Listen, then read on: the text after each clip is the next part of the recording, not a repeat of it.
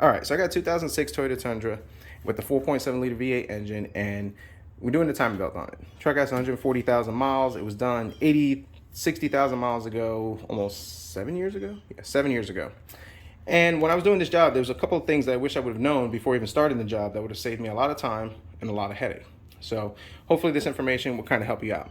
So first things first, to get to this point, and I've kind of wrapped up this job, the belt's already installed, but to get to this point, pretty much that you need to take out the radiator, fan, loosen up the alternator, power steering pulley, take out all these brackets over here, covers mostly come off, thermostat, all that comes out right over here. It's very easy, very self-explanatory on that, so you shouldn't have no issue doing that. Once you get there, the next thing you need to do is, the first thing you need to do is set the engine to top dead center. So once you set the engine to top dead center, you see this little white timing mark right over here, lines up right over here on the timing cup. And if you look at our crank, kind of the same thing right over here, lines up right there, and same thing right over there, lines up right over there. And as you can see, it's kind of hard to see that little mark right over, where's my finger? Right over there. So yeah, make sure that lines up. And if you notice, there's a T right next to that. And we're going to talk about that in just 1 second. So after you set the top dead center, you got to take off that harmonic balancer. And typically I buzz it out with an impact wrench, but there's not too much clearance right over here. And that was one issue that I ran into. So I have the Milwaukee electric one, 1/2 inch, and it just doesn't have no clearance over here, even with the shallow socket. The deep socket, definitely not. And if you use swivels, you're going to lose all that power and all that stuff. So definitely do that. Now, if you have an impact gun that works really good and that's not as long as this and still has some good oomph, that should be able to break it off. But don't quote me, but I believe the torque spec on this is 240 foot-pounds. So make sure you got some good oomph for that. If you don't, then the next thing you need to do is go ahead and go to the good old Amazon and get this tool for the 4.7s Toyotas. This costs like 50 bucks. And this thing works phenomenal. It comes with the 2 screws or the 2 bolts that go into the harmonic balancer. And once it's in the harmonic balancer, you tighten it up, it holds this down. Use a 1/2 inch breaker bar over here. 22 inch is going to be for the crank bolt, and you're able to break it out pretty easy. And then you have to reuse this to kind of torque it to spec, which, like I said, I believe is 240 foot-pounds. If I'm off on it, I'll definitely post it up here to give you guys the right information. So that's the first thing that you need to do if you're going to do this job. Have the right tools, right? Go figure.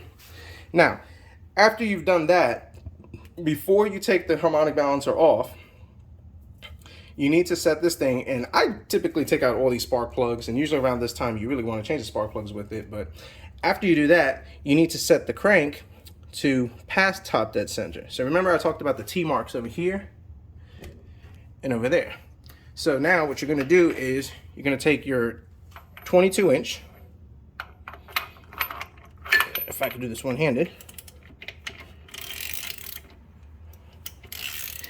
and if you're gonna look, if you get right up in there, as you can see,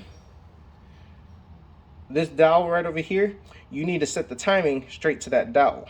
So you set it to top dead center to make sure that your timing is correct and it's not off, and after you do that, then you set it right over here to this dowel to get it to the T's. So let's do that, and then we'll talk about why this is an important step. So looking at the camera, that's roughly right over there. Now, the reason why you have to do this is, number one, if you set it to top dead center, these cams are loaded and ready to go. And I found out without doing this that every time I went to go set the cam, the timing belt, top dead center, and all that good jazz and everything, the cam would jerk and it would just ratchet forward. Same thing over here, it would ratchet that way. So every time that you'd put the belt on and start spinning it, it would ratchet out, and it'd be like at least a tooth, maybe half a tooth, but it was usually at least a tooth off, and it drove me crazy. And I got it to the point somehow where it was just a half a tooth off, and then I was like, yeah, that's not right.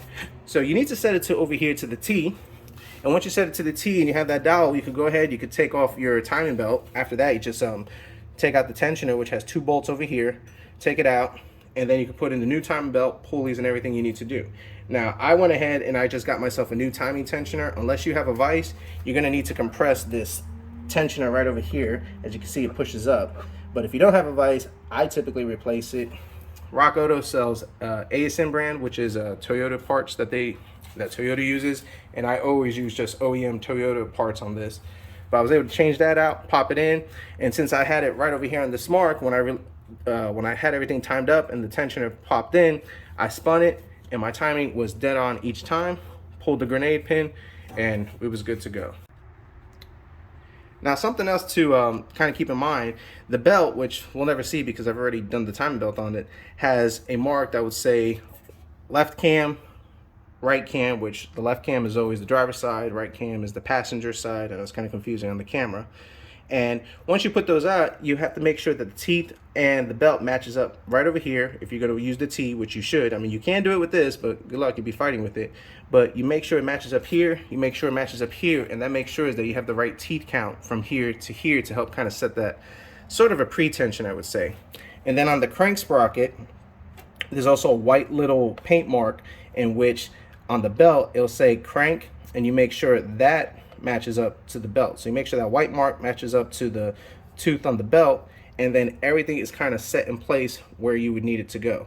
Now, once you spin the engine, you'll never see those marks again line up. Well, actually you will. And I found an article that said it takes 422 revolutions before those marks to line up. Some guy did some scientific engineering stuff, calculations, and he was able to figure it out. So 422 later, you will see those marks, but don't panic if you don't see those marks. Those are just for the initial setup to get the timing belt in. So this was information that I was able to find just going through the forums, and after I found this job became so much easier. Yes, I knew I needed the tool, but hey, I thought I could do it. But you need to make sure that you put the crank to top dead center, move it over to that dowel we talked about, make sure that the timing marks right over here, in my case they're greens, you'll see the line, are matched up to the T's, and that way when you put in the belt, this cam ain't gonna spring back on you and knock you off at least a tooth, because I think this one was like 1 tooth, this was maybe half a tooth. It was annoying, but that makes it so much easier. So I hope this information helps, and we'll see what we fix next.